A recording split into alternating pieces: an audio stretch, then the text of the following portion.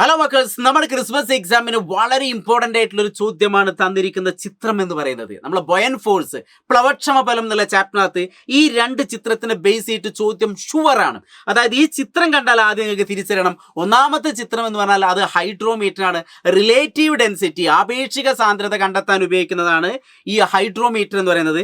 രണ്ടാമത്തെ ചിത്രം എന്ന് പറഞ്ഞാൽ പാലിന്റെ പരിശുദ്ധി മെഷർ ചെയ്യുക, അതായത് പ്യൂരിറ്റി ഓഫ് മിൽക്ക് ആണ്. ഇതിനെ നമ്മൾ പറയുന്ന പേര് ലാക്ടോമീറ്റർ എന്നാണ് പറയുക. ഇത് രണ്ടും ഇപ്പൊ ഹൈഡ്രോമീറ്റർ വെള്ളത്തിൽ വെച്ചാൽ പൊങ്ങിക്കിടക്കും, ലാക്ടോമീറ്റർ പാലിൽ വെച്ചാൽ പൊങ്ങിക്കിടക്കും. അതുകൊണ്ട് ഇത് വർക്ക് ചെയ്യുന്ന ഒരു പ്രിൻസിപ്പിൾ തത്വം എന്ന് പറഞ്ഞാൽ പ്ലവന തത്വം അല്ലെങ്കിൽ ഫ്ലോട്ടേഷൻ.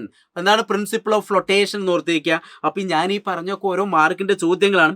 ഇനി അടുത്തത്, നമുക്കൊരു ഹൈഡ്രോമീറ്റർ വെള്ളത്തിൽ വെച്ച് കഴിഞ്ഞാൽ അതിന്റെ റീഡിങ് എപ്പോഴും 1 ആയിരിക്കും. അപ്പോൾ ശുദ്ധമായിട്ടുള്ള ഒരു വെള്ളത്തിന്റെ റിലേറ്റീവ് ഡെൻസിറ്റി എത്രയെന്ന് വെച്ചാൽ നമുക്ക് ഈ ഹൈഡ്രോമീറ്റർ വെച്ച് ഉപയോഗിച്ച് കണ്ടെത്താൻ പറ്റും. അപ്പോൾ ഹൈഡ്രോമീറ്റർ വെള്ളത്തിൽ വെച്ച് അതിന്റെ റീഡിങ് എത്രയായിരിക്കും? 1 ആയിരിക്കും.